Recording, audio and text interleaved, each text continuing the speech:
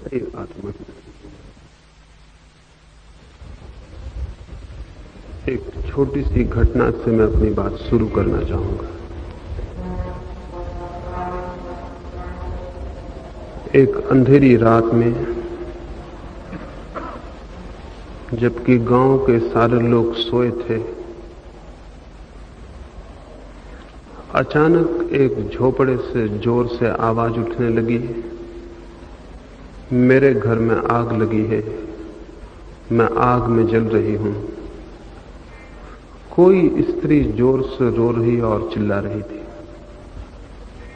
सोया हुआ गांव जाग गया। सोए हुए लोग उठे और उस झोपड़े की तरफ भागे। करीब करीब सारा गांव उठ गया और झोपड़े के पास इकट्ठा हो गया। लेकिन आग तो दूर, उस झोपड़े में एक दिए की रोशनी भी नहीं थी। घना अंधकार था, लेकिन भीतर से कोई रोए और चिल्लाया जा रहा था, मेरे घर में आग लगी है, मैं जल रही हूं। लोगों ने द्वार खटखटाए। लोग द्वार खोलकर भीतर गए। कोई पास से लालटेन ढूंढ लाया, कोई बाल्टियों में पानी लेकर आ गए। भीतर पाया उस बूढ़ी औरत को जो चिल्लाती थी। उससे पूछा, कहां आग लगी है, हम बुझा दें? आग तो कहीं दिखाई नहीं पड़ती।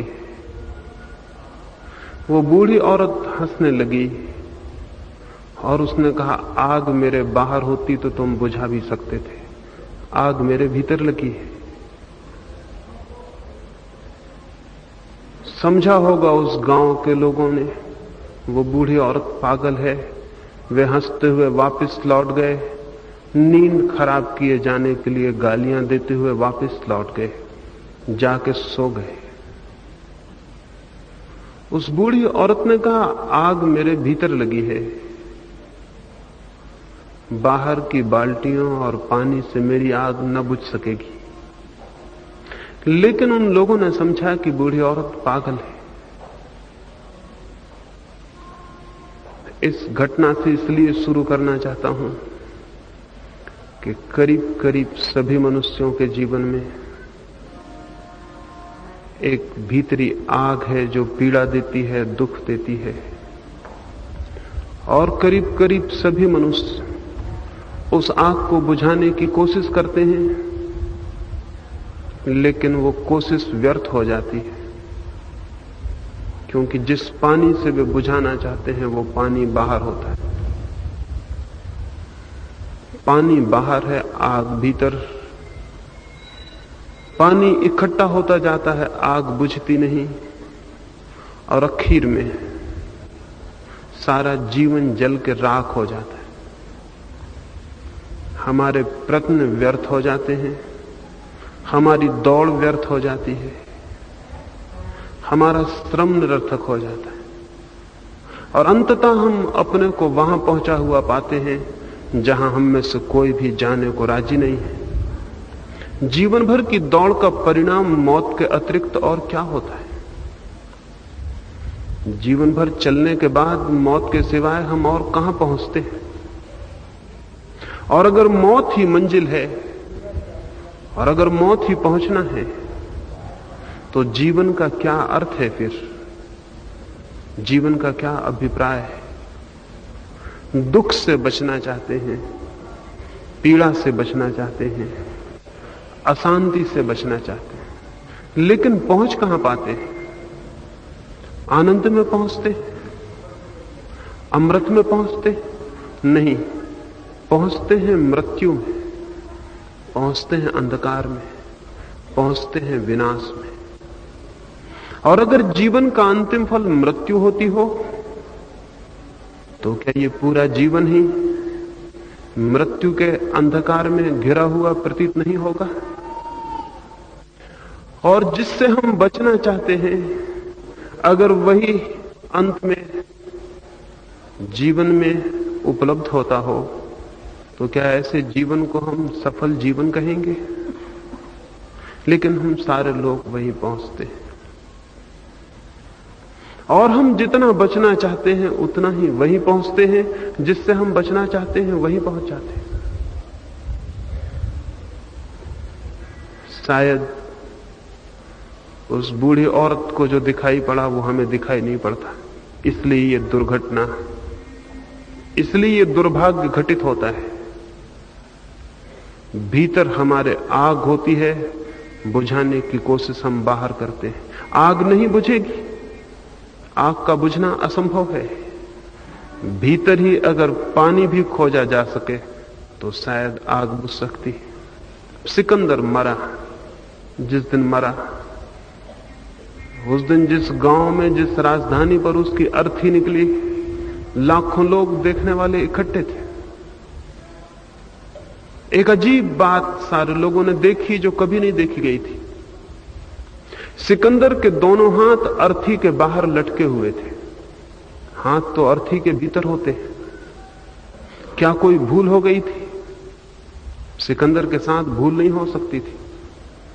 हजारों लोग अर्थी को लेकर बाहर आए थे, किसी को तो दिखाई पड़ ही जाता। अंधे नहीं थे लोग। रास्ते पर गांव में भीड़ विचार में पड़ गई, सिकंदर के हाथ अर्थी के बाहर क्यों हैं? एक ही प्रश्न उस दिन उस राजधानी में गूंजने लगा, सिकंदर के हाथ अर्थी के बाहर क्यों? सांझ होते होते पता चला, सिकंदर ने मरते वक्त कहा था मेरे हाथ अर्थी के बाहर रखना। लोगों ने पूछा क्यों? तो उसने कहा ताकि लोग देख सकें सिकंदर के हाथ भी मरते वक्त खाली है। उसने कहा ताकि लोग देख सकें कि मरते वक्त सिकंदर के हाथ भी खाली है। सभी के हाथ खाली होते हैं, लेकिन सभी के हाथ अर्थियों के बाहर नहीं होते। हम उन्हें अर्थियों में छिपा देते हैं भली भांति, ताकि लोग न देख सकें कि हाथ खाली है। लेकिन इससे कोई फर्क नहीं पड़ता कि हाथ अर्थी में छिपे हों कि बाहर निकले हों, हाथ खाली ही होते। क्यों ये हाथ खाली जाते हैं जीवन भर की दौड़ के बाद? जीवन भर का श्रम व्यर्थ क्यों हो जाता है? शायद कोई भूल है, शायद कोई बुनियादी भूल है। शायद हम वहां खोजते हैं संपदा को जहां संपदा नहीं है। शायद हम खोजते हैं वहां जीवन को जहां जीवन नहीं है। शायद हम खोजते हैं शांति को वहां जहां शांति नहीं है। और तब हाथ खाली न होंगे तो क्या होगा? और इसीलिए जिस अंधकार से और पीड़ा से बचने को हम भागते हैं, अंत में हम पाते हैं कि वहीं पहुंच गए। एक और छोटी कहानी, मेरी बात समझ में आ सके, फिर मुझे जो आज की संध्या कहना है वो मैं आपसे कहूं। दमिश्क में एक बादशाह हुआ। एक रात उसने स्वप्न देखा, कोई अंधेरी छाया पीछे खड़ी है, उसके कंधे पर हाथ रखे। उसने पूछा तुम कौन हो? उस छाया ने कहा मैं हूं तुम्हारी मौत, और आज सांझ सूरज ढलने के पहले ठीक जगह पर पहुंच जाना और ठीक जगह पर मिल जाना। देखो कहीं ऐसा ना हो कि भूल जाओ, कहीं ऐसा ना हो कि ठीक जगह पर न पहुंच पाओ। ठीक जगह पर मिल जाना, इसी बात की चेतावनी देने में सपने में आई। उस राजा की नींद खुल गई। मौत के भय से किसकी नींद न खुल जाएगी? लेकिन हम में से बहुत ऐसे हैं जो मौत सामने खड़ी हो तो भी सोए रह सकते हैं। ऐसे तो मौत सामने खड़ी है और हम सोए हैं। लेकिन उस राजा की नींद खुल गई, वो सपना टूट गया। आधी रात थी। उसने अपने राजधानी के विचारशील वृद्ध लोगों को उसी वक्त बुला भेजा, ज्योतिषियों को, दार्शनिकों को बुला भेजा और उनसे पूछा कि स्वप्न का क्या अर्थ है। देखा है मैंने स्वप्न, अंधेरी कोई छाया मेरे पीछे कंधे पर हाथ रखे खड़ी है। और मैंने पूछा कौन हो? तो उसने कहा मृत्यु हूं तुम्हारी, और आज सांझ सूरज ढलने के पहले ठीक जगह पर मिल जाना। देखो कहीं भूल चूक ना हो जाए। इसीलिए चेतावनी देने आई हूं। वे गांव के पंडित और विचारशील लोग अपनी पोथियों को खोलकर विचार करने में लग गए, स्वप्न का क्या अर्थ हो सकता है। उनकी पोथियां बहुत बड़ी थी, जैसी कि पोथियां हमेशा बड़ी होती हैं। वे ग्रंथ उनके बहुत बड़े थे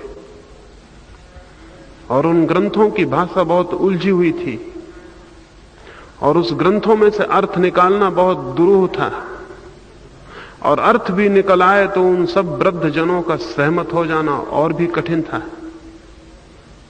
और सांझ बहुत करीब थी, सूरज बहुत जल्दी ढल जाएगा और विराम नहीं लेगा और विश्राम नहीं करेगा, और जल्दी ही सांझ आ जाएगी। और किताबों में खोजने वाले वे विचारशील लोग शायद ही किसी नतीजे पर पहुंच पाए। उस राजा के वृद्ध वजीर ने कहा, इन्हें खोजने दो और सोचने दो, सांझ बहुत जल्दी आ जाएगी और इनसे कोई समाधान मिलना कठिन है, क्योंकि 5000 साल हो गए पंडित सोच रहे हैं और आज तक किसी समाधान पर नहीं पहुंचे। और हजारों ग्रंथ लिखे गए और हजारों दर्शन, हजारों फिलसफा पेश किए गए, लेकिन कोई सहमति नहीं हो सकी। पंडित आपस में सहमत नहीं है, इसलिए इनके चक्कर में मत पड़ो। उस राजा ने पूछा, फिर मैं क्या करूं? उसके वजीर ने कहा, अच्छा यही होगा कि तेज से तेज घोड़ा लेके तुम इस महल से जितने दूर निकल सको निकल जाओ। सांझ करीब है और सूरज जल्दी ढल जाएगा और मौत निश्चित वक्त पर आ सकती, तो तुम निकल जाओ दूर, जितने दूर जा सको इस महल से। ठीक थी ये बात, विचारकों पर निर्भर होना खतरनाक था। विचारक कभी किसी निष्कर्ष पर न पहुंचे हैं और न पहुंचेंगे। राजन, सुबह होती थी, अभी अंधेरा था, तेज से तेज घोड़ा बुलवाया, उस घोड़े पर बैठा और उसने भागना शुरू किया। उसने अनेक बार अपनी पत्नी से कहा था, तेरे बिना एक क्षण भी जी नहीं सकता हूं, लेकिन उस सुबह पत्नी की याद उसे भूल गई। मौत के क्षण में किसी किस की याद रह जाती। उसने अपने मित्रों से कहा था, तुम्हारे बिना जीवन व्यर्थ है, लेकिन उन मित्रों से विदा लेना उस दिन वो भूल गया। मौत के वक्त कौन किससे विदा लेता है? उसने अपने तेज घोड़े, उस दिन न तो उसे तपती हुई दोपहरी पता चली, सूरज आकाश में जलता था, उसे ख्याल भी ना आया, पसीना धारों से बहता था, उसे पता भी ना चला। मौत सामने खड़ी हो तो क्या पता चलता है? उस दिन वो ना तो रुका छाया में विश्राम करने, न उसे प्यास लगी, न उसे भूख लगी। एक क्षण को भी रुकना खतरनाक था, एक क्षण भी खोना खतरनाक था। जितने दूर बन सके निकल जाना जरूरी था। वो भागता रहा, भागता रहा, भागता रहा, और सूरज ढलने के पहले सैकड़ों मील दूर निकल गया। वो खुश था। जैसे जैसे सूरज ढलने लगा वो प्रसन्न था। काफी दूर निकल आया था, और सूरज जब ढलता था तो उसने एक गांव के बाहर एक बगीचे में अपने घोड़े को बांधा, रात विश्राम की तैयारी की। वो काफी दूर निकल आया था और अब कोई भी भय न था। सूरज की आखिरी किरणें डूबने लगी। वो घोड़ा बांध ही रहा था कि उसे लगा कोई कंधे पर हाथ रखे हुए खड़ा है। उसने पीछे लौट के देखा, वही अंधेरी छाया खड़ी थी। उसने पूछा, तुम कौन? उसने कहा, तुम पहचाने नहीं, रात सपने में भी मैं आई थी। मैं मौत हूं और मैं तुम्हारे घोड़े को धन्यवाद देती हूं। मैं बहुत चिंतित थी, इसी जगह पहुंच के तुम्हें मरना था, और मैं चिंतित थी कि तुम पहुंच सकोगे या नहीं पहुंच सकोगे। घोड़ा बहुत तेज है तुम्हारा, बहुत लाजवाब है। सूरज ढलने के पहले उसने तुम्हें ठीक जगह पहुंचा दिया। मैं तुम्हारे घोड़े को धन्यवाद देती हूं। यह आदमी दिन भर भागा मौत से और सांझ मौत के मुंह में पहुंच गया। क्या आप किसी ऐसे आदमी को जानते हैं जो जिंदगी भर भागा हो और मौत के मुंह में न पहुंचा हो? शायद ही ऐसे किसी आदमी को आप जानते हो। क्योंकि बड़े मजे और रहस्य की बात यह है कि जो दौड़ता है वो मौत के मुंह में पहुंच ही जाता है, जो ठहरता है वो मौत से बच भी सकता है। मैं फिर से यह दोहराऊं क्योंकि ये बात 3 दिनों में आपसे मुझे कहनी है। जो दौड़ता है वो मौत के मुंह में पहुंच ही जाता है, लेकिन जो ठहर जाता है वो मौत से मुक्त हो जाता है, वो मौत से बच जाता है। ये बड़ी उल्टी बात है, क्योंकि हम तो यही जानते हैं जो दौड़ता है वो निकल जाता है। हम तो यही जानते हैं जो दौड़ेगा वही बचेगा, लेकिन आज तक किसी दौड़ते आदमी को बचते हुए देखा है? आज तक किसी दौड़ते आदमी को मौत से बचते देखा है? नहीं, आज तक कोई दौड़ता आदमी मौत से नहीं बचा। क्योंकि दौड़ने वाला चित्त इतनी उलझन में होता है कि वो उसे जान ही नहीं पाता जो जीवन है। दौड़ने वाला चित्त इतना अशांत होता है कि वो झांक ही नहीं पाता स्वयं के भीतर, जहां की वो है जो कि अमृत है। दौड़ने वाला दौड़ता है और जितना दौड़ता है उतना मौत के निकट पहुंच जाता है। घोड़ा जिनके पास तेज है, मौत एक दिन धन्यवाद देगी उनके घोड़े को, कहेगी कि तुम्हारा तेज था घोड़ा और ठीक वक्त पर ले आया। लेकिन जिंदगी में तो ऐसा मालूम पड़ता है कि जिनके पास जितना तेज घोड़ा है वो उतने ही आगे है। जिंदगी में तो ऐसा मालूम पड़ता है जो जितनी तेजी से दौड़ सकता है वो शायद उतना ही जीवन को पालेगा।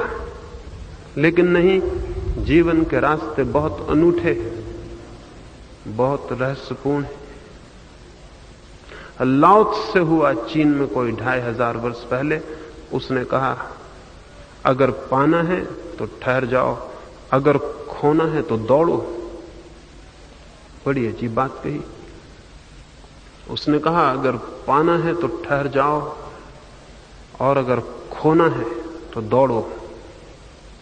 लेकिन हम सारे लोग तो दौड़ के अतिरिक्त और कुछ जानते नहीं।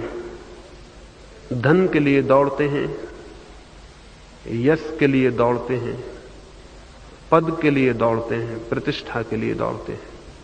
और जब इन सब से ऊब जाते हैं और इन सब में कोई रस नहीं पाते तो फिर धर्म के लिए दौड़ते हैं, आत्मा के लिए दौड़ते हैं, परमात्मा के लिए दौड़ते हैं, मोक्ष के लिए दौड़ते हैं। लेकिन दौड़ना जारी रखते हैं। और स्मरण रहे कि चाहे कोई धन के लिए दौड़े और चाहे धर्म के लिए, दौड़ दोनों हालतों में खतरनाक है। क्योंकि जो दौड़ता है वो कभी भी पाता नहीं। धन के लिए दौड़ने से भी कोई फर्क नहीं पड़ता और धर्म के लिए दौड़ने से भी कोई फर्क नहीं पड़ता। जो चित्त दौड़ता है वो अशांत है। लेकिन हम 2 ही तरह के लोगों को जानते हैं। संसार की दौड़ है और परमात्मा की दौड़ है। लेकिन मैं आपसे कहना चाहूंगा, परमात्मा को दौड़ के कोई कभी नहीं पा सका है। परमात्मा को तो वे लोग पाने में समर्थ होते हैं जो दौड़ छोड़ देते हैं। इसलिए परमात्मा को पाने की कोई दौड़ नहीं हो सकती। धन की दौड़ हो सकती है, धर्म की कोई दौड़ नहीं हो सकती। धर्म तो ठहर जाना है, दौड़ का उससे क्या संबंध। लेकिन जो लोग संसार में दौड़ने के आदी हैं, जब वे संसार से ऊब जाते हैं और पाते हैं कि कुछ भी नहीं मिलता, तब भी वे दौड़ से नहीं ऊबते हैं, संसार से ऊबते हैं। दौड़ जारी रहती, फिर वे मोक्ष के लिए दौड़ने लगते हैं। वे यहां भवन बना रहे थे, फिर वे स्वर्ग में भवन बनाने लगते हैं। वे यहां धन इकट्ठा कर रहे थे, फिर वे पुण्य इकट्ठा करने लगते हैं जो कि स्वर्ग के लिए धन है। वे यहां बड़े होना चाहते थे संग्रह और परिग्रह में, फिर वे त्याग में बड़े होना चाहते हैं और सन्यास में। लेकिन बड़े होने का ख्याल नहीं छूटता। वे यहां पाना चाहते थे, फिर वे और आगे परलोक में पाना चाहते हैं। लेकिन पाने की दौड़ समाप्त नहीं होती। धार्मिक आदमी का दौड़ से क्या संबंध? कोई भी संबंध नहीं है। लेकिन हम तो सन्यासी को भी दौड़ते देखते हैं। हम तो उसे भी देखते हैं कि वो कुछ पाने के लिए भाग रहा है। हम तो उसे भी देखते हैं कि वो छोड़ रहा है तो इसलिए छोड़ रहा है ताकि कुछ पा सके। उसका छोड़ना भी इन्वेस्टमेंट है। उसका त्याग भी किसी चीज को पाने के लिए उपाय है। उसका त्याग भी एक साधन है जिससे वो आगे कुछ पा लेना चाहता है। वो अगर धन छोड़ रहा है तो इसलिए ताकि धर्म पा सके, लेकिन पाने की दौड़ कायम है। ये जो हमारा पाने के लिए दौड़ने वाला चित्त है, ये कभी भीतर नहीं जा सकता। इस बात को थोड़ा समझ लेना बहुत उपयोगी है। जब तक मैं कुछ पाना चाहता हूं तब तक मेरी दृष्टि बाहर रहेगी। जब तक मैं कुछ पाना चाहता हूं तब तक मेरी आंखें बाहर खोजेंगी, क्योंकि भीतर तो जो कुछ भी है वो मिला हुआ है। वहां पाने का सवाल कहां है? आत्मा मिली हुई है, परमात्मा मिला हुआ है, उसे पाने का कोई सवाल नहीं है। मछलियां जैसे सागर में खोजें पानी को और दौड़ें और पूछें कि सागर कहां है और पूछें कि पानी कहां है, वैसे ही वे लोग हैं जो पूछते हो परमात्मा कहां है, आत्मा कहां है, मोक्ष कहां है। हम जहां जी रहे हैं वहीं परमात्मा है, क्योंकि जीवन ही परमात्मा है। जहां से हमारी श्वासें उठती हैं और जहां हमारे प्राण स्पंदित हो रहे हैं वही परमात्मा है। उसके अतिरिक्त और परमात्मा कहां है? लेकिन उसे पाया कैसे जा सकता है? वो तो मिला हुआ है। परमात्मा को पाने में एक ही कठिनाई है कि वो मिला ही हुआ है, इसलिए जो भी उसे खोजने निकल जाता है वो खो देता है, और जो सारी खोज छोड़कर ठहर जाता है वो उसे पा लेता है। एक बार ऐसा हुआ, एक राजा का पुराना वजीर मर गया। बड़ा राज्य था और हमेशा उस राज्य में वजीर बड़ी खोजबीन के बाद रखा जाता था। जो देश का सबसे बड़ा विचारशील और चिंतक व्यक्ति होता, जो सबसे बड़ा ज्ञानी होता, उसी को वजीर बनाते थे। वजीर मर गया तो नए वजीर की खोज शुरू हुई। सारे देश में बुद्धिमान आदमी खोजे गए, सारे देश में परीक्षाएं हुई और अंततः 3 व्यक्ति लाए गए राजधानी में, जो कि उस देश में सबसे ज्यादा बुद्धिमान, सबसे ज्यादा समझदार लोग थे। फिर अंतिम परीक्षा का निर्णय का दिन आ गया, जबकि उन 3 में परीक्षा होगी और अंतिम व्यक्ति चुन लिया जाए। बड़ा भारी पद था। आज घोषणा कर दी गई कल सुबह परीक्षा होगी, और वे तीनों आदमी महल के एक भवन में ठहरा दिए गए।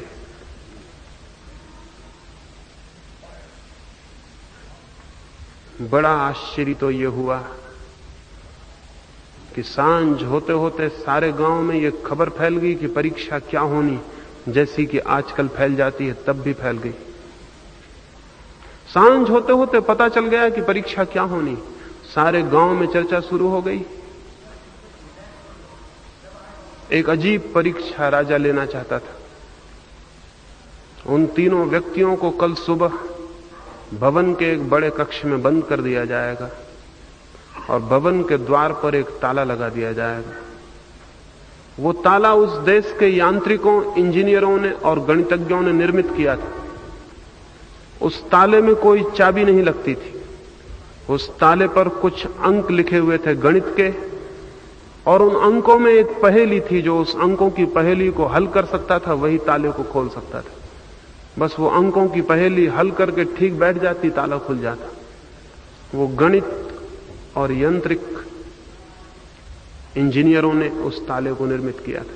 सारे गांव में खबर फैल गई कि कल उन तीनों को बंद कर दिया जाएगा और सामने ताला लगा दिया जाएगा जिसकी कोई चाबी नहीं है। तो जो गणित की पहेली को हल कर सकेगा, जो उस ताले पर खुदी हुई है, वो ताले को खोलने में समर्थ हो जाएगा, और जो सबसे पहले द्वार को खोल के बाहर आ जाएगा वही वजीर बन जाएगा। सांझ ही ये पता चल गया, उन तीनों लोगों को भी पता चल गया। उनमें से दो भागे हुए बाजार गए और गणित पर तालों के संबंध में जो भी किताबें मिल सकती थी वे ले आए। उन्होंने रात भर अध्ययन किया, रात भर का मौका था, रात भर की बात थी, फिर जीवन भर के लिए बड़ी भारी विजय मिलने को थी। लेकिन उन तीन में से एक बहुत अजीब था। वो न तो कहीं गया, न वो कोई किताब लाया, बल्कि वो सांझ से ही ओढ़कर सो गया। उन दो ने समझा कि मालूम होता है उसने भय के कारण परीक्षा में न बैठने का निर्णय कर लिया, या हो सकता है उसे विश्वास ना आता हो कि जो खबर उड़ी है वो सच है। लेकिन फिर भी कोई भी मौका खोना ठीक ना था। वे दोनों रात भर अध्ययन करते रहे। उन्होंने गणित और तालों के संबंध में जो भी साहित्य था सारा देख डाला। सुबह होते होते वो उस जगह पहुंच गए जहां अक्सर परीक्षार्थी पहुंच जाते हैं। उनसे अगर आप पूछते कि 2 और 2 कितने होते हैं तो वो घबरा के खड़े रह जाते, उन्हें बताना कठिन हो जाता। रात भर जागे थे और किताबें उनके मन में भर गई। अब छोटे छोटे उत्तर देना भी मुश्किल थे। लेकिन एक आदमी रात भर सोया रहा, सुबह उठा और वे तीनों राजमहल पहुंचे। बात सच थी, अफवाह ठीक थी। उन्हें एक कक्ष में बंद कर दिया गया और एक बड़ा ताला उस पर लगा दिया गया, और राजा ने उनसे कहा कि गणित की एक पहेली है, इसे जो हल कर सकेगा वो दरवाजा खोल के बाहर आ जाएगा, और जो बाहर निकल आएगा मैं बाहर प्रतीक्षा करता हूं, वही वजीर बन जाएगा जो पहले बाहर आएगा। दरवाजा बंद करके राजा बाहर चला गया। वे दोनों व्यक्ति जो रात भर पढ़ते रहे थे अपने वस्त्रों में थोड़ी सी किताबें छिपा के ले आए थे। आजकल के ही विद्यार्थी लाते हों ऐसा नहीं, ये तो कोई 2000 वर्ष पुरानी बात है। आदमी हमेशा एक जैसा रहा है, कोई बहुत फर्क नहीं है। तो कोई ये ना समझे कि हम बहुत समझदार हो गए हैं, परीक्षाओं में किताबें ले जाते, पहले भी लोग ले जाते रहे। वो ले गए। उन्होंने जैसे ही दरवाजा बंद हुआ अपनी किताबें बाहर निकाल ली और वो ताले पर लिखे अंकों को कागजों पर लिखकर हल करने में लग गए। लेकिन वो एक आदमी बहुत अजीब था, वो आंख बंद करके कोने में बैठ गया। वे दोनों उस पर हंसे कि मालूम होता है ये पागल है, कुछ करो तभी तो कुछ हो सकेगा। मालूम होता था कि वो घबरा गया है और इसलिए अब वो कुछ करने को राजी नहीं। मालूम होता था उसने तैरना छोड़ दिया, मालूम होता था वो प्रतिस्पर्धा के बाहर हो गया है। लेकिन उसकी आंखें बड़ी शांत थी, उसका चेहरा बड़ा शांत था, वो उद्विग्न नहीं मालूम पड़ता था। वो शांत बैठा रहा। अचानक उठ के खड़ा हुआ, उसे कोई बात दिखाई पड़ी। वो उठा और उसने जाके दरवाजे को धीरे से धक्का दिया। दरवाजा खुल गया। दरवाजे में ताला लगाया नहीं गया था। वो बाहर निकल गया। वो जो किताबों में खोज रहे थे खोजते रहे, उन्हें ये भी पता नहीं चला कि तीसरा आदमी बाहर हो गया। जो लोग किताबों में डूबे रहते हैं वो जिंदगी को देखने से वंचित रह जाते हैं। उन्हें तो तभी पता चला जब राजा उस आदमी को लेकर भीतर आया और उसने कहा कि बंद करो अपनी किताबें, क्योंकि जिस आदमी को बाहर होना था वो बाहर हो गया। वो तो चौंक कर रह गए। उन्होंने पूछा कि तुम कैसे बाहर हुए? राजा ने कहा ताला लगाया नहीं गया था, क्योंकि वही ताला खोलने में बहुत कठिन होता है जो लगाया गया न हो। जो लगा हो वो खोला जा सकता है, लेकिन जो न लगा हो उसे खोलना बहुत कठिन हो जाता है, क्योंकि ये ख्याल ही पैदा नहीं होता कि हो सकता है ताला न लगा हो। यह आदमी सबसे ज्यादा समझदार है। इसने समझदारी का पहला सबूत दिया। इसने ताले पर लिखे अंकों को हल करने की बजाय सबसे पहले यह देखना चाहा कि ताला लगा भी है या नहीं। वही आदमी सबसे ज्यादा समझदार है जो किसी समस्या को हल करने के पहले यह तो देख ले कि समस्या है भी या नहीं। तो यह आदमी देश का सबसे समझदार आदमी है। हम इसे वजीर बना देते। ये कहानी बड़ी अजीब है और ये कहानी बड़ी सच है। और ये कहानी एक आदमी के साथ नहीं, परमात्मा ने करीब करीब हर आदमी के साथ खेली हुई है। परमात्मा को खोजने में जो लग जाता है वो खो देता है, क्योंकि पहली और खूबी की बात तो यह है कि परमात्मा खोया हुआ नहीं है। तो जो उसे खोजने निकल जाता है वो भटक जाता है। पहले तो यह देखना जरूरी है कि ताला लगा भी है या नहीं। लेकिन हम बहुत समझदार हैं। हम या तो धन खोजते हैं, पद और प्रतिष्ठा खोजते हैं, और या फिर ऊब कर परेशानी में, बुढ़ापे में, थकी हालत में, निराशा में, असफलता में, विफलता में फिर परमात्मा को खोजने लगते हैं। परमात्मा को कभी नहीं खोजा जा सकता, क्योंकि खोजने वाला आदमी बहुत छोटा है और जिसे खोजना है वो विराट है। छोटा सा आदमी विराट को कैसे खोज सकेगा?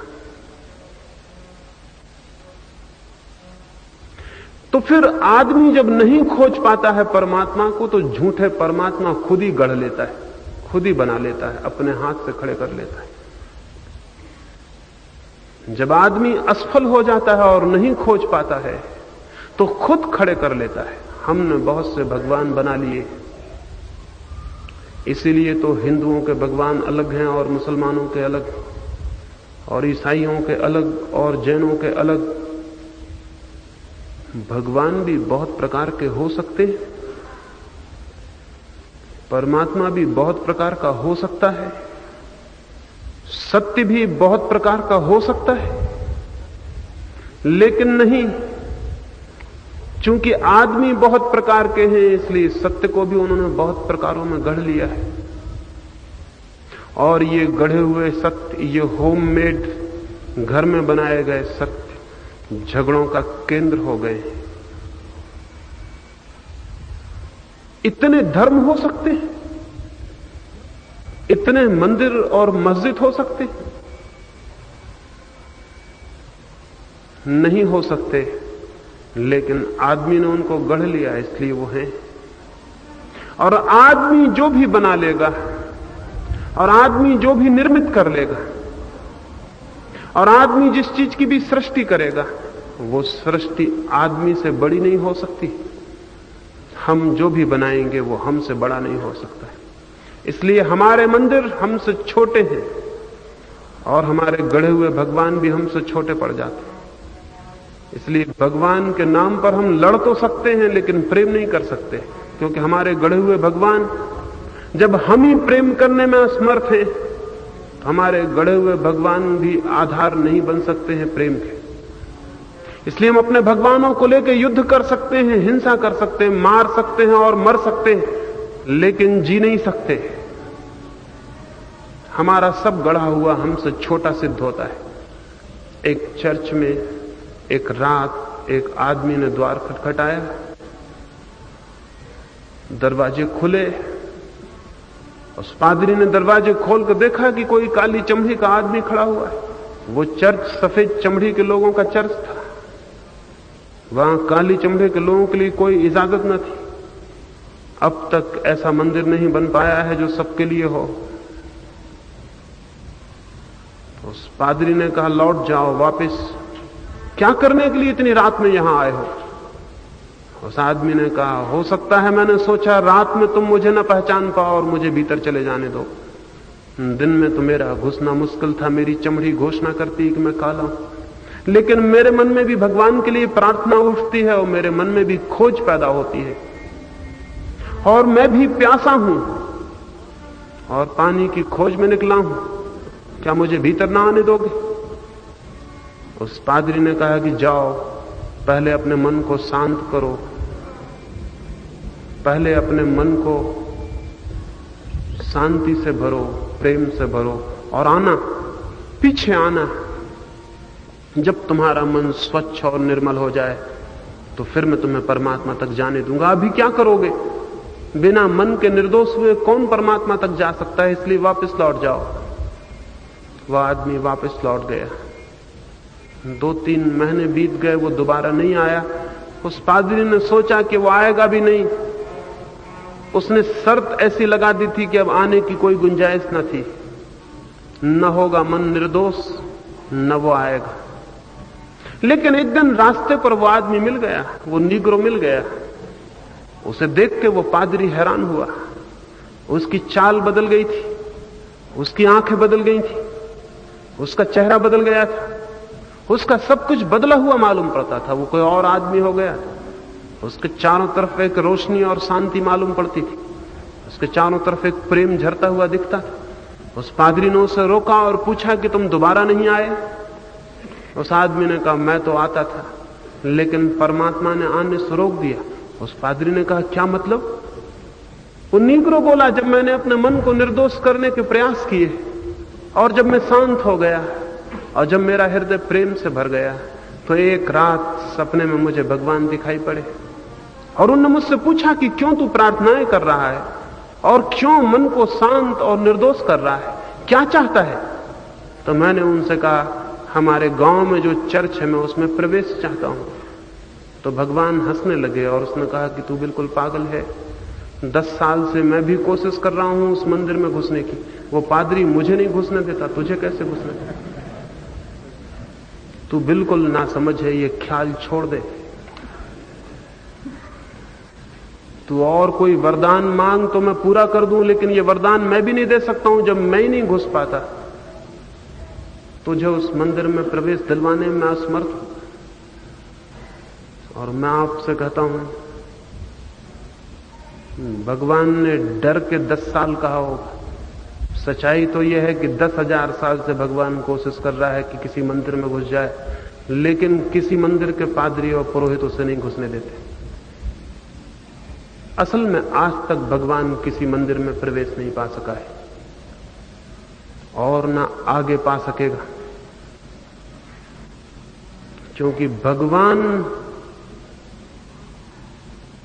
है विराट और अनंत, और आदमी के बनाए गए मंदिर बहुत छोटे, और भगवान है असीम, और आदमी जो भी बनाएगा उसकी सीमा होगी। आदमी जो भी बनाएगा वो आदमी से बड़ा नहीं हो सकता। आदमी की लिखी गई किताबें भी आदमी से बड़ी नहीं होती। आदमी के बनाए गए दर्शन शास्त्र भी आदमी से बड़े नहीं होते। आदमी की फिलोसफी भी आदमी से छोटी होती है। आदमी के मंदिर, आदमी की पूजा, आदमी की प्रार्थना, आदमी जो कुछ भी करेगा वो आदमी से बड़ा कैसे हो सकता है? इसलिए आदमी कुछ भी करे उससे भगवान का कोई संबंध नहीं। फिर क्या है? आदमी दौड़े तो भगवान तक नहीं पहुंच सकता, आदमी कुछ बनाए तो भगवान तक नहीं पहुंच सकता, आदमी कुछ करे तो भगवान तक नहीं पहुंच सकता, सत्य तक नहीं पहुंच सकता। हमारी प्रार्थनाएं हमें कहीं ना ले जाएंगी, और हमारी पूजाएं भी नहीं, और हमारे शास्त्र भी नहीं, और हमारे धर्म भी नहीं, क्योंकि हम उनको बनाने वाले हैं। फिर क्या है रास्ता आदमी को कि वो सत्य को जाने, स्वयं को जाने, शांति को जाने, संगीत को जाने? क्या है रास्ता? रास्ता कोई और है। उस रास्ते की 3 दिनों में आपसे मैं बात करूंगा। प्रार्थना रास्ता नहीं है, पूजा रास्ता नहीं है, मंदिर मार्ग नहीं है, शास्त्र द्वार नहीं है। फिर क्या है रास्ता? क्या है द्वार? 3 छोटे छोटे सूत्रों पर जो मुझे दिखाई पड़ते हैं कि मार्ग बन सकते हैं, उन पर मैं चर्चा करूंगा। पहले सूत्र पर अभी थोड़ी सी बात करूंगा, दूसरे सूत्र पर कल, तीसरे सूत्र पर परसों। पहला सूत्र, मनुष्य को परमात्मा तक जाने के लिए पहली और सबसे अनिवार्य जो बात जानने की है वो ये कि वो जो भी कर सकता है, जो भी बना सकता है, जो भी निर्मित कर सकता है, उससे नहीं, बल्कि जिस भांति भी वो खुद को छोड़ सकता है, खुद को मिटा सकता है, खुद को खो सकता है। क्योंकि मैं जो भी बनाऊंगा वो मेरे मैं को और मजबूत कर देगा, और मैं जो भी करूंगा उससे मेरा अहंकार और पुष्ट हो जाएगा, और मैं जो भी बनाऊंगा उसका बनाने वाला मैं उससे बड़ा हो जाऊंगा। और अहंकार के अतिरिक्त कौन सी दीवार है जो तोड़े है मनुष्य को? और कोई दीवार नहीं है। किसी भांति मेरा मैं विलीन हो जाए और खो जाए,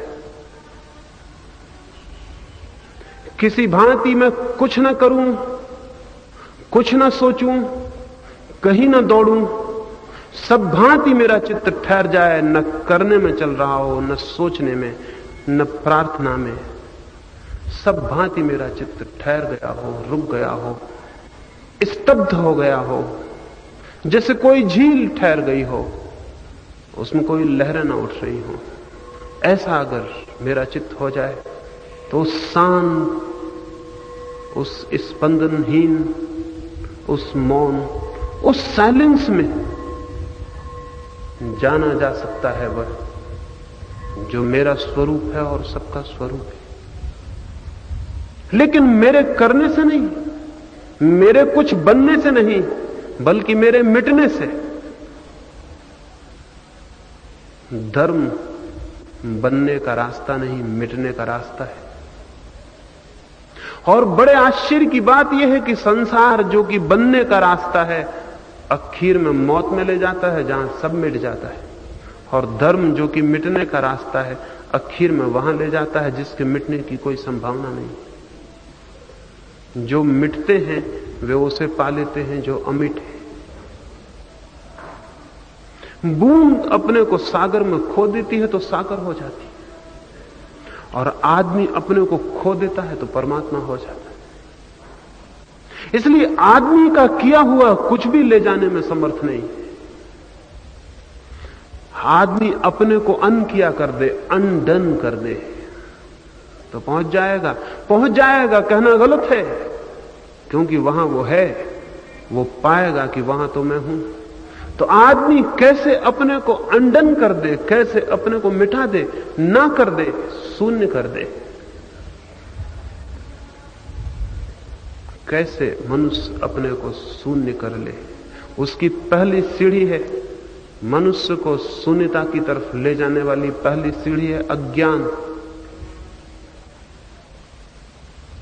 आपने सुना होगा कि सत्य को पाना है तो बहुत ज्ञान अर्जित करना होगा। मैं आपसे कहूंगा, अगर सत्य को पाना हो तो ज्ञान को विसर्जित कर देना होगा, अर्जित करना नहीं होगा। ज्ञान को जो जितना संग्रहित कर लेता है, उसका अहंकार उतना ही प्रबल हो जाता है। उसे लगने लगता है मैं जानता हूं, उसे लगने लगता है मैं जानता हूं, उसे एहसास होने लगता है मैं जानने वाला हूं। सोक्रेटिस जब मरने के करीब था तो उसके एक मित्र ने जाके उसे कहा कि मैंने सुना है एथेंस के लोग कहते हैं कि तुम सबसे बड़े ज्ञानी हो। सोक्रेटिस ने कहा कि जाओ और उनसे कह दो कि बड़ी भूल में, जब मैं छोटा सा बच्चा था, अगर तब उन्होंने ये कहा होता कि सोक्रेटिस तुम बड़े ज्ञानी हो तो मैं खुश हो गया होता, क्योंकि जब मैं छोटा बच्चा था तो मैं समझता था कि मैं जानता हूं। जब मैं जवान हुआ तो मेरी जानने की दीवालों के कई हिस्से गिर चुके थे, और जब मैं बूढ़ा हुआ तो मैंने पाया कि वो भवन गिर गया जिसको मैं ज्ञान कहता था। आज तो मैं परम अज्ञानी हो गया हूं। जाओ और उनसे कह दो सॉक्रेटिस कुछ भी नहीं जानता है। वे लोग गए और उन्होंने एथेंस के वृद्धों को कहा कि सॉक्रेटिस से हमने पूछा। एथेंस के लोग कहते हैं कि सॉक्रेटिस महाज्ञानी है, और वो तो कहता है कि जब मैं बच्चा था तब मुझे ये भ्रम था कि मैं जानता हूं। अब जबकि मैं बूढ़ा हो गया हूं मेरा ये भ्रम टूट गया है। अब तो मैं स्पष्ट कहता हूं कि मैं कुछ भी नहीं जानता। तो उन वृद्धों ने कहा इसीलिए हम उसे महाज्ञानी कहते हैं, क्योंकि जो ये जान लेता है मैं कुछ भी नहीं जानता, उसके जानने के द्वार खुल जाते हैं। लेकिन हम सबको लगता है कि हम जानते, और हम जानते क्या हैं? हम शब्दों के सिवाय और क्या जानते हैं? लेकिन शब्दों की संपदा को इकट्ठा करके ऐसा लगने लगता है कि मैं जानता हूं।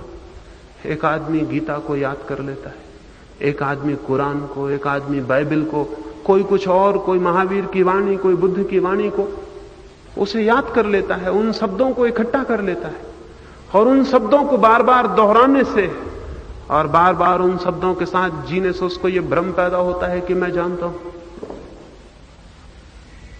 शास्त्र ये भ्रम पैदा कर देते हैं कि मैं जानता हूं। शिक्षा ये भ्रम पैदा कर देती है कि मैं जानता हूं।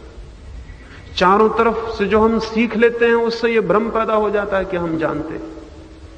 इस भ्रम को तोड़े बिना कोई सत्य के रास्ते पर आगे नहीं जा सकता, क्योंकि जिसे ये ख्याल है कि मैं जानता हूं उसने आगे जानने के द्वार बंद कर लिए। क्योंकि जिसे ये ख्याल है मैं जानता हूं उसकी यात्रा बंद हो गई, वो ठहर गया, उसकी खोज टूट गई, उसकी जिज्ञासा समाप्त हो गई। लेकिन जो ये जानता है कि मैं नहीं जानता हूं, उसके सारे प्राण खोजेंगे खोजेंगे।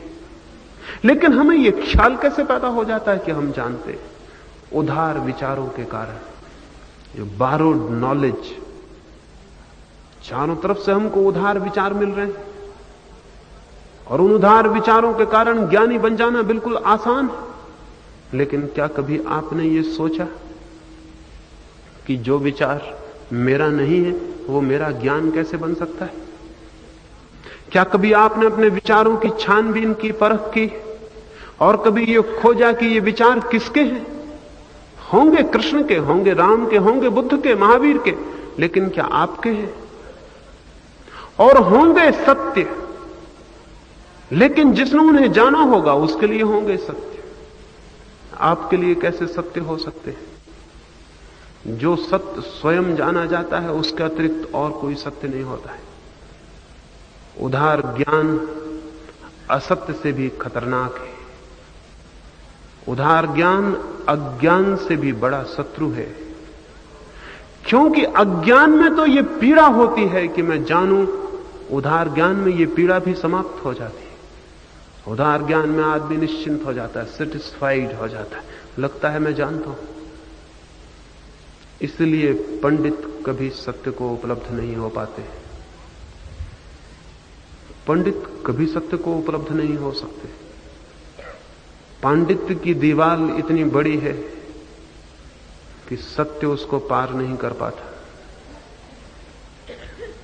लेकिन हम सब उधार ज्ञान को इकट्ठा करते हैं, और उस ज्ञान के इकट्ठा करने को हम समझते हैं कि धार्मिक कुछ हम कर रहे हैं। हम क्या करते हैं? गीता या कुरान या बाइबल के साथ हम क्या करते हैं? पढ़ते हैं, शब्दों को स्मरण कर लेते हैं, वे शब्द हमारी स्मृति में जाके, मेमोरी में जाके इकट्ठे हो जाते हैं। और जब हमें जरूरत पड़ती है, जब जीवन में प्रश्न खड़े होते हैं, तो स्मृति से उत्तर आ जाता है। वो उत्तर बिल्कुल झूठा है। मैं एक अभी अनाथालय में गया, वहां के संयोजकों ने मुझसे कहा कि हम यहां धर्म की शिक्षा देते हैं। मैंने कहा कि मैं बड़ा हैरान हूं, मैंने आज तक सुना ही नहीं कि धर्म की शिक्षा भी हो सकती। धर्म की साधना तो हो सकती है, धर्म की शिक्षा कभी ना हुई है, ना हो सकेगी। अगर धर्म की शिक्षा हो सकती होती तो हम दुनिया को कभी का धार्मिक बना लेते। कौन सी कठिनाई थी? विज्ञान की शिक्षा हो सकती, दुनिया वैज्ञानिक हुई जा रही, लेकिन धर्म की कोई शिक्षा नहीं हो सकती। क्या आप सोचते हैं प्रेम की कोई शिक्षा हो सकती है? क्या हम कोई विद्यालय खोल सकते हैं जहां हम प्रेम करना सिखा दें? और अगर दुर्भाग्य से ऐसा हुआ, और ऐसा कभी होगा क्योंकि आदमी इतना ना समझ है कि वो जो बेवकूफियां न करे थोड़ा है, वो कभी ना कभी प्रेम के विद्यालय बनाएगा। मैं तो सुनता हूं कि अमेरिका में उन्होंने कोई इंस्टीट्यूट डाली जहां वे सिखाते हैं कि प्रेम कैसा करें। हजारों किताबें लिखी जाती हैं, हाउ टू लव, कैसे प्रेम करो। अगर किसी दिन आदमी ने ऐसे विद्यालय खोल लिए जहां सिखाया कि प्रेम कैसा करें, तो एक बात तय है, उन विद्यालयों से निकले हुए विद्यार्थी कभी प्रेम ना कर सकेंगे। उनका सारा प्रेम अभिनय होगा, एक्टिंग होगा। सीखा हुआ प्रेम अभिनय हो ही जाएगा। इसलिए अभिनेता जो कि 24 घंटे प्रेम का धंधा करते हैं, कभी प्रेम करने में समर्थ नहीं हो पाते। कोई अभिनेता कभी प्रेम नहीं कर पाता। अभिनय इतना गहरा हो जाता है, उसके जीवन से हार्दिक विलीन हो जाता है। जितनी एक्टिंग ज्यादा होगी उतना हार्दिक विलीन हो जाएगा। तो मैंने उनसे कहा प्रेम की भी शिक्षा नहीं हो सकती तो परमात्मा की शिक्षा तो और भी असंभव है। हां, यह हो सकता है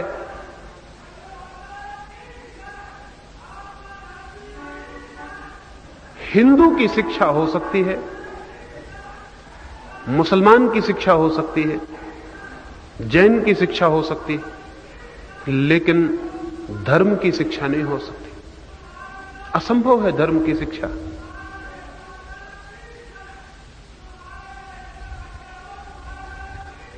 तो मैंने उनसे कहा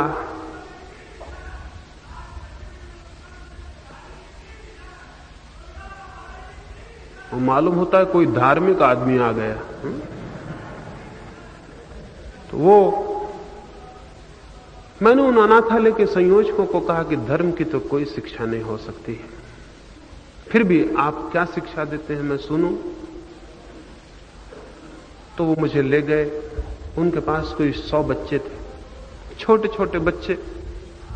वैसे ही बच्चे कमजोर होते हैं, फिर अनाथ बच्चे और भी कमजोर, उनको जो भी सिखाओ उनको सीखना पड़ेगा। तो उन्होंने उन बच्चों से पूछा ईश्वर है? उन सारे बच्चों ने हाथ उठाए कि हां है। जो बात उन्हें सिखाई गई थी उन्होंने हाथ उठा दी। उन्होंने पूछा ईश्वर कहां है? तो उन सब बच्चों ने अपने हृदय पर हाथ रखे और कहा यहां। मैंने एक छोटे से बच्चे को पूछा हृदय कहां है? उसने कहा यह तो हमें बताया नहीं गया, ये तो हमारी किताब में भी नहीं लिखा हुआ। जो उसे बताया गया था उसने बता दिया ईश्वर है।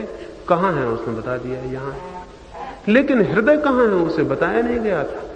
वो बताता तभी तो कैसे बताता। मैंने उनके अध्यापकों को कहा कि आप बड़े दुश्मन हैं इनके, ये बच्चे सीख के तैयार हो जाएंगे। जिंदगी में जब भी इनके सामने प्रश्न उठेगा ईश्वर है, तो सीखा हुआ उत्तर भीतर से कहेगा हां ईश्वर है। इनके हाथ हिल जाएंगे और ये तृप्त हो जाएंगे, बात समाप्त हो जाएगी। और जब भीतर प्रश्न उठेगा ईश्वर कहां है, तो इनका सीखा हुआ मन कहेगा यहां।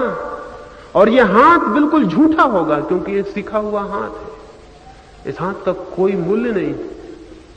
जरूर यहां ईश्वर है लेकिन उसे सीखा नहीं जा सकता। ऐसा हाथ उठा के कवायद नहीं की जा सकती, उसे जाना जा सकता है। सत्य को जाना जा सकता है, सीखा नहीं जा सकता। परमात्मा को जाना जा सकता है, अध्ययन नहीं किया जा सकता। और हम सारे लोग भी इसी तरह सीखे हुए हैं।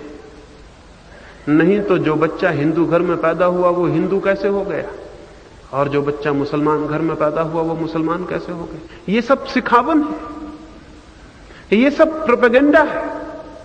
रूस में चूंकि वहां हुकूमत उनकी है जो ईश्वर को नहीं मानते, उन्होंने अपने बच्चों को सिखा दिया ईश्वर नहीं। बच्चे यही कहने लगे। मेरे एक मित्र रूस गए थे, उन्होंने एक छोटे से बच्चे से एक परिवार में पूछा ईश्वर है, तो वो हंसने लगा। उसने कहा था है मत कहिए, गॉड वॉज, अब नहीं है, था।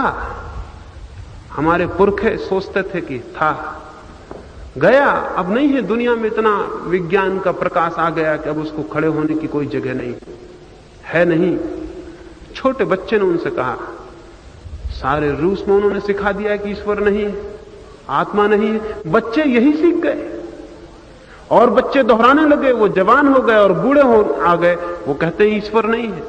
क्या उनको पता है कि ईश्वर नहीं है? क्या आपको पता है कि ईश्वर है? नहीं, आप भी सीखी हुई बातें कह रहे हैं, वो भी सीखी हुई बातें कह रहे हैं। दोनों सीखी हुई बातों का कोई मूल्य नहीं है।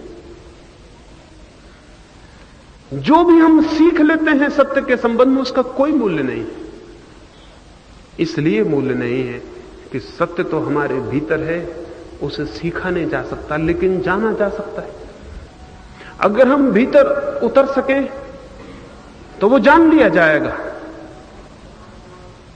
इसलिए पहली जो बात है वो है ज्ञान से मुक्त हो जाने की। अज्ञान से मुक्त होने के पहले ज्ञान से मुक्त होना पड़ता है। हमारा सब ज्ञान थोथा, झूठा सिखाया हुआ है। यही तो कारण है कि दुनिया में ज्ञान बहुत है लेकिन धर्म बिल्कुल भी नहीं है। हम सब तो जानते हैं ईश्वर को, आत्मा को, परमात्मा को, पुनर्जन्म को, हम सब जानते हैं, लेकिन धर्म कहां है? अगर ये जानना सच होता तो क्या यह हो सकता था कि हमारा जीवन इसके विपरीत होता?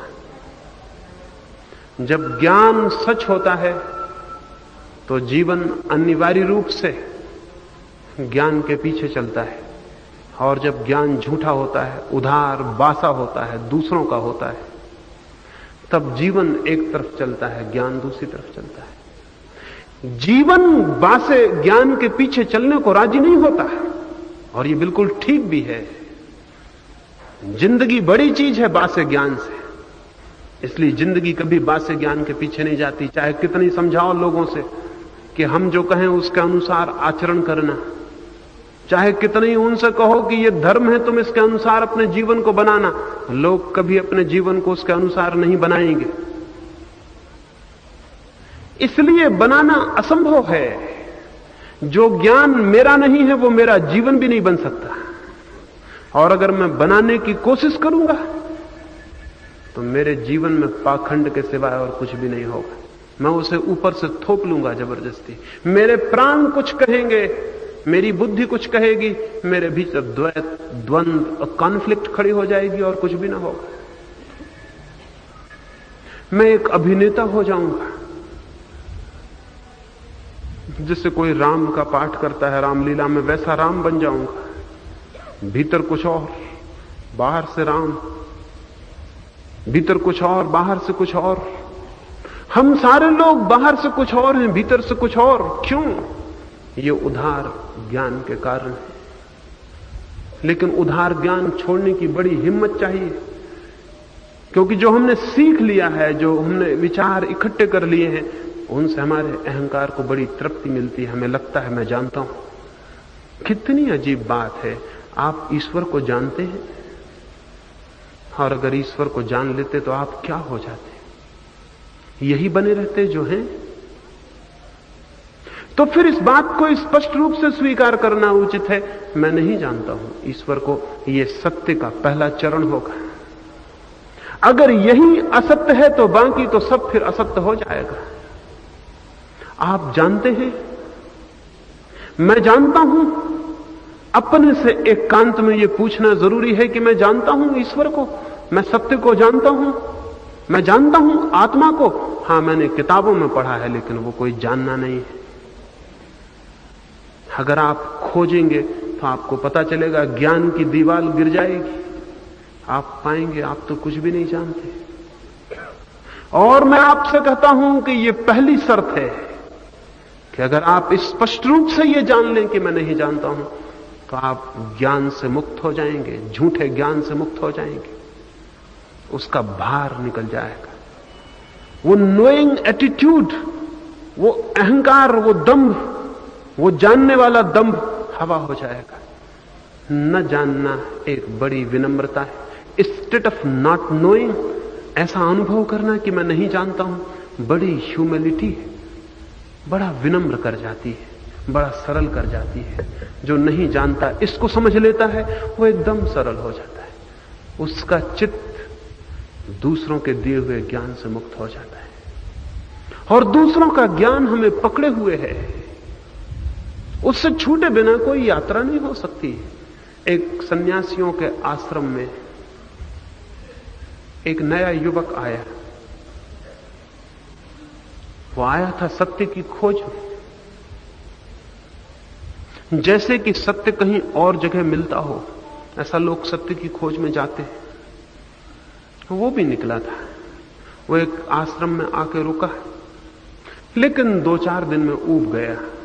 आश्रम का जो गुरु था बहुत वृद्ध था, और उसकी बातें थोड़ी सी थी, वो 2-4 दिन में चुप गई, समाप्त हो गई। उस युवक को लगा कि बस इतना ही ज्ञान है, तो फिर यहां रुक के क्या करूंगा। लेकिन जिस दिन वो छोड़ने को था, उसी दिन एक मेहमान सन्यासी और आश्रम में आया। वो सन्यासी बहुत ज्ञाता मालूम होता था। वह हर बात की बड़ी सूक्ष्म व्याख्या करता था। वह हर बात के समर्थन में वेदों से लेकर सारे उपनिषद और गीता खड़ी कर देता था। उद्धरण ही उद्धरण और शास्त्र ही शास्त्र। उसकी बात बड़ी वजनी और ताकतवर थी। रात बैठक हुई उस आश्रम के अंतेवासियों की। उस नए सन्यासी ने 2 घंटे तक ज्ञान की बातें कही। वो युवक जो छोड़ने वाला था, वो भी सुन रहा था। उसके मन में हुआ, ऐसा गुरु हो तो कुछ सीख सकते हैं। एक हमारा गुरु है, वो तो कुछ जानता नहीं, 2-4 छोटी मोटी बातें जानता है, उन्हीं को बार बार दोहरा देता है। वो वृद्ध गुरु भी बैठ के सुन रहा था। उस युवक ने सोचा, आज इसको पता चल रहा होगा ज्ञान किसे कहते हैं, और आज मन में हो रहा होगा पश्चाताप, और आज मन में ईर्ष्या जल रही होगी, और आज मन में दुख हो रहा होगा।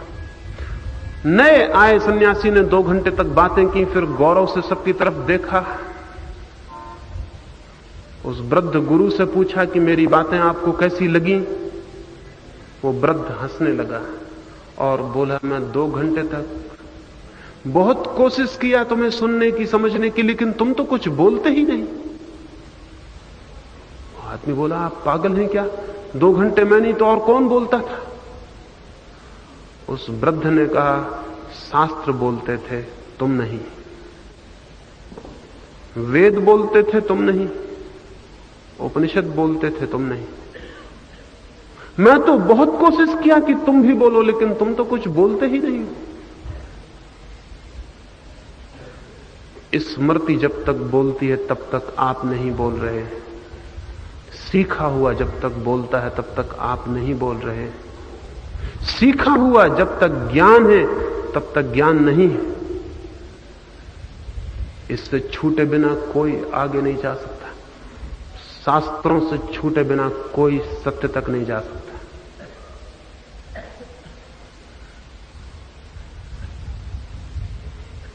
हम सबके मन में बहुत बहुत ज्ञान है, वही रुकावट है, लेकिन हम उसको बढ़ाए चले जाते हैं।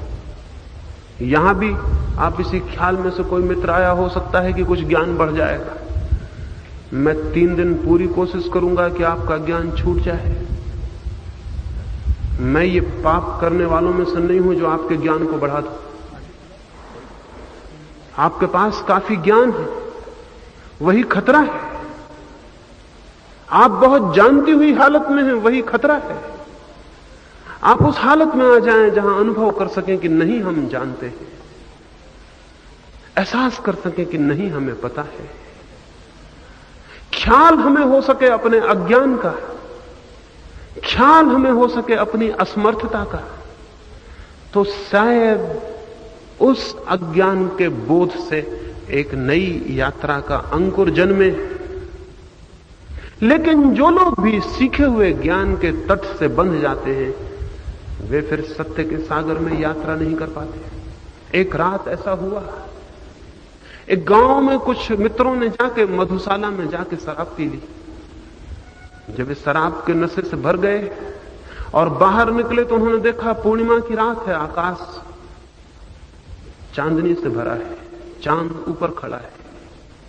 वे गीत गाते हुए नदी की तरफ गए और जब वे नदी पर पहुंचे तो उन्होंने देखा एक नाव बंधी है।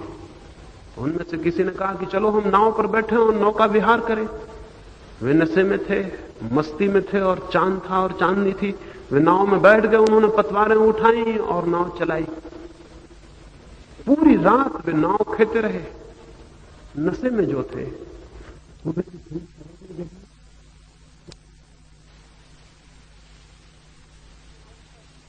भूल गए जो कि किनारे से बंधी थी। उनकी यात्रा व्यर्थ हो गई। इसके पहले कि कोई यात्रा पर निकले सत्य की, सागर की, परमात्मा की, नाव की जंजीर खोल लेनी जरूरी है। और अगर नाव की जंजीर किनारे से बंधी है तो फिर कितनी ही मेहनत हम करें, पतवार चलाएं, कितना ही समय हम शक्ति खो दें, यात्रा नहीं होगी। हम वहीं पाएंगे जहां हम थे। जिस ज्ञान को हमने दूसरों से सीख लिया है, चाहे शास्त्रों से, चाहे गुरुओं से, चाहे किसी और से, वो ज्ञान परमात्मा तक नहीं ले जा सकेगा। क्यों? परमात्मा अज्ञात है, अननोन, और जो हम जानते हैं वो ज्ञात है, वो है नोन। जो हमें ज्ञात है उससे हम उसे नहीं जान सकते जो अज्ञात है। नोन से अननोन नहीं जाना जा सकता। जो हम जानते हैं उससे हम उसे नहीं जान सकते जिसे हम नहीं जानते। अगर उसे जानना हो जो अज्ञात है तो जो ज्ञात है उसे छोड़ देना होगा। ज्ञात के तट को जब कोई छोड़ देता है तो अज्ञात सागर की यात्रा होती है। ज्ञान के तट को जब कोई छोड़ देता है, सीखे हुए उधार बासे, तभी वो सचमुच ज्ञान की दुनिया में प्रवेश करता है। शास्त्रों को जो पकड़ के बैठ जाते हैं वे कभी सत्य तक नहीं पहुंच पाते। शास्त्र को, शब्द को, सिद्धांत को पकड़ के जो बैठ जाते हैं उनकी तो यात्रा बंद हो जाती है। तो पहली तो जो प्रार्थना मैं आपसे करूं वो ये, उस ज्ञान से मुक्त होना आवश्यक है जो अपना ना हो। इसका यह अर्थ नहीं है कि मैं ये कह रहा हूं कि वो ज्ञान असत्य है, नहीं। जिसने उसे जाना है उसके लिए सत्य है, लेकिन जिसने उसे पकड़ा है उसके लिए बिल्कुल व्यर्थ है। ज्ञान हस्तांतरणीय नहीं है, ट्रांसफरेबल नहीं है। मैं जान लूं कुछ आपको दे दूं, ऐसा नहीं है। जैसे मैं आपके लिए मर नहीं सकता, आपको ही मरना पड़ेगा। कोई किसी के लिए मर नहीं सकता, कोई किसी की जगह मर नहीं सकता, और मैं मर जाऊं तो आपको मृत्यु का कोई अनुभव नहीं होगा। आप मरेंगे अपनी जगह, आप ही मर सकते हैं और आप ही मर के मृत्यु को जान सकते हैं। परमात्मा तो मृत्यु से भी ज्यादा गहरा है, कोई दूसरा आपके लिए नहीं जान सकता, आप ही जान सकते हैं। आपके अतिरिक्त कोई और नहीं जान सकता आपके लिए। मृत्यु को भी आप ही जान सकते हैं, प्रेम को भी आप ही, परमात्मा को भी आप ही। लेकिन हम दूसरों से जो सीख लेते हैं और उस सीखे हुए को अगर हम ज्ञान समझ लेते हैं तो बाधा हो जाती है, रुकावट हो जाती है, ठहराव हो जाता है, हम अटक जाते हैं। सत्य की तरफ यात्रा में पहली सीढ़ी उस ज्ञान से मुक्त हो जाना है जो उधार है, जो किसी और का है। और स्पष्ट रूप से इस बात को जानना जरूरी है कि मैं नहीं जानता हूं। ये बड़ी स्वतंत्रता है इस बात को जान लेने की कि मैं नहीं जानता हूं। मन अद्भुत स्वतंत्रता को अनुभव करता है, और न केवल स्वतंत्रता को बल्कि साथ ही उस पीड़ा को भी अनुभव करता है जो न जानने से पैदा होती है। अगर एक आदमी बीमार है, उसे पता चल जाए कि वो बीमार है तो वो बीमारी को दूर करने में लग जाता है। और एक आदमी बीमार है और उसे पता हो कि वो स्वस्थ है तो फिर बीमारी को वो कैसे दूर करेगा। और एक आदमी को पता हो जाए कि उसके घर में आग लगी है तो वो उस घर के बाहर निकल जाता है। और एक आदमी को पता हो कि उसके घर में आग नहीं लगी है तो वो निश्चिंतता से सोया रहता है। यदि मुझे ये दिखाई पड़ जाए कि मैं नहीं जानता हूं, तो न जानने की पीड़ा इतनी बड़ी है कि किसी आग की पीड़ा नहीं हो सकती। अगर मुझे ये ख्याल में आ जाए कि मैं कुछ भी नहीं जानता हूं, क्या हम जानते हैं? परमात्मा को जानते हैं, आत्मा को, सत्य को, जीवन को? कुछ भी नहीं जानते। अगर ये एहसास हो जाए, अगर ये बोध तीव्रता से स्पष्ट हो जाए कि मैं नहीं जानता हूं, तो फिर कोई यहीं रुक नहीं सकता।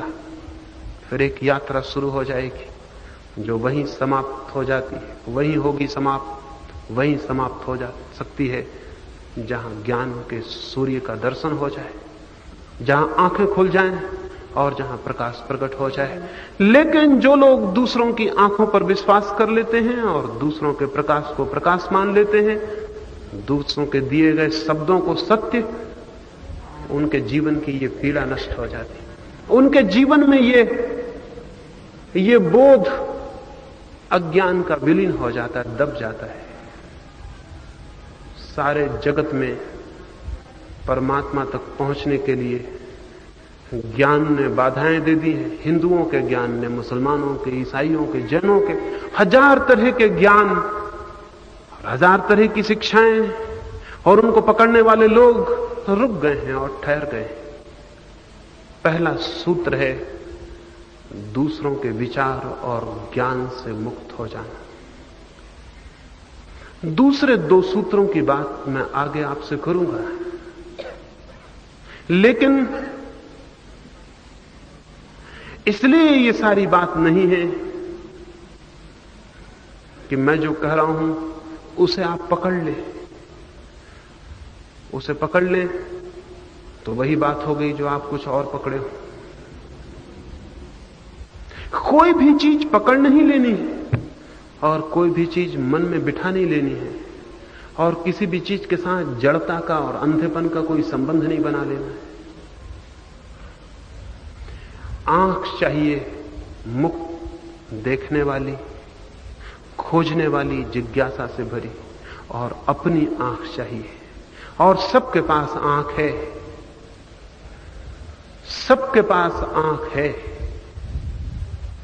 लेकिन जो लोग उसका उपयोग ही नहीं करते और दूसरों की आंखों से ही काम चला लेते हैं, उनकी वो आंख धीरे धीरे धूमिल होती चली जाती है और बंद हो जाती है। अगर मैं अपने पैरों से काम न लूं कुछ दिन, तो पैर बंद हो जाएंगे, और अगर मैं अपने हाथों को बंद करके रख दूं तो हाथ भी थोड़े दिन में व्यर्थ हो जाएंगे।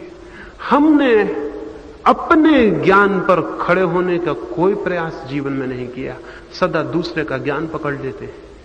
फिर चाहे वो गीता से आता हो, चाहे कुरान से, चाहे कहीं और से आता हो, उसे पकड़ लेते हैं। और जब हम सब इस तरह से ज्ञान पकड़ने में लगे होते हैं, तब एक बात घट जाती है, अपने ज्ञान के पैदा होने की सारी संभावनाएं बंद हो जाती।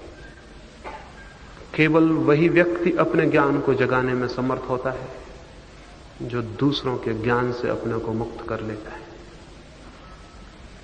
ज्ञान से मुक्त हो जाइए अगर सच में ज्ञान की तरफ जाना है, और सिद्धांतों से मुक्त हो जाइए अगर सत्य की यात्रा करनी है, और आदमी के बनाए हुए भगवानों से मुक्त हो जाइए अगर उस भगवान को पाना है जिसे कोई नहीं बनाता बल्कि जो ही सबको बनाता है। एक छोटी सी कहानी और अपनी चर्चा की आज मैं पूर्ति करूंगा। एक फकीर एक रात सोया और उसने सपना देखा कि वो किसी नई दुनिया में आ गया है। न तो ऐसे लोग उसने देखे थे, न ऐसे दरख्त, न ऐसे चांद, न ऐसे तारे, ऐसी बात ही नहीं देखी थी। ये क्या है, वो कहां आ गया है? उसने पूछा कि मैं कहां हूं? तो किसी ने कहा कि ये स्वर्ग है, ये भगवान के रहने की जगह। वो बहुत खुश हुआ, जीवन भर से उसी की प्रार्थना करता था, उसी की तलाश में था। उसने पूछा कि इतना बड़ा जुलूस, इतने लोग, ये कहां जा रहे हैं, ये जलसा क्या है? तो किसी ने बताया आज भगवान का जन्मदिन, उसका समारोह स्वर्ग में मनाया जा रहा है। वो और भी खुश हुआ कि मैं अच्छे दिन आया हूं, भगवान को भी देख लूंगा, जलसे को भी देख लूंगा। और फिर बड़ी भीड़ आई और रथ पर सवार कोई बहुत अलौकिक, बहुत प्रतिभावान व्यक्ति आया। उसने पूछा, क्या यही भगवान है? किसी राहगीर ने कहा, नहीं, ये भगवान नहीं, ये तो राम है। और उनके पीछे राम को पूजने और प्रेम करने वाले लोग हैं, करोड़ों करोड़ों। और वो हिस्सा निकल गया और फिर और भीड़ आई और घोड़े पर सवार कोई वैसा ही महिमाशाली व्यक्ति। पूछा, ये कौन है? तो कहा, मोहम्मद है। फिर को भीड़ निकली, उनके मानने वाले, उनको पूजा करने वाले। और फिर क्राइस्ट हैं और बुद्ध हैं और महावीर हैं और कतार लगी और उनके लाखों करोड़ों मानने वाले लोग उनके पीछे हैं। और वो थक गया और पूछता रहा, भगवान कहां है, भगवान कहां है? लेकिन कोई भगवान का तो कोई जुलूस निकलता नहीं मालूम हुआ। जुलूस खत्म हो गया, लोग छट गए, रास्ते धीरे धीरे उजड़ गए। वो फकीर खड़ा रहा और आखिर में उसने देखा एक पुराने से घोड़े पर एक बूढ़ा सा आदमी है, उसके पीछे कोई भी नहीं। तो उसे बहुत हंसी आई देखकर कि ये कौन पागल है जो अकेले ही बैठा हुआ घोड़े पे चला जा रहा है, जिसके साथ भी कोई नहीं है। उसने किसी राहगीर, अंतिम जाते राहगीर से पूछा कि ये कौन है? तो उसने कहा, हो ना हो ये भगवान होने चाहिए, क्योंकि उनसे ज्यादा अकेला दुनिया में और कौन है। उसने और किसी से पूछा तो पता चला कि निश्चित ही ये भगवान है। उसने पूछा, इनके साथ कोई भी नहीं? तो भगवान जो उस घोड़े पर सवार थे, उन्होंने कहा, कुछ लोग राम के साथ हो गए हैं, कुछ लोग कृष्ण के, कुछ क्राइस्ट के, कुछ मोहम्मद के, कुछ बुद्ध के, कुछ महावीर के, अब कोई बचा ही नहीं जो मेरे साथ हो सके। वो फकीर घबरा गया और उसकी नींद टूट गई और वो रोने लगा। और उसने कहा, जो मैंने सपने में देखा है, काश वो झूठा होता और सपना होता, लेकिन जमीन पर भी तो मैं यही देख रहा हूं। भगवान के साथ कोई भी नहीं, धर्म के साथ कोई भी नहीं। धर्मों के साथ लोग हैं, धर्म के साथ कोई भी नहीं। भगवानों के साथ लोग हैं, भगवान के साथ कोई भी नहीं।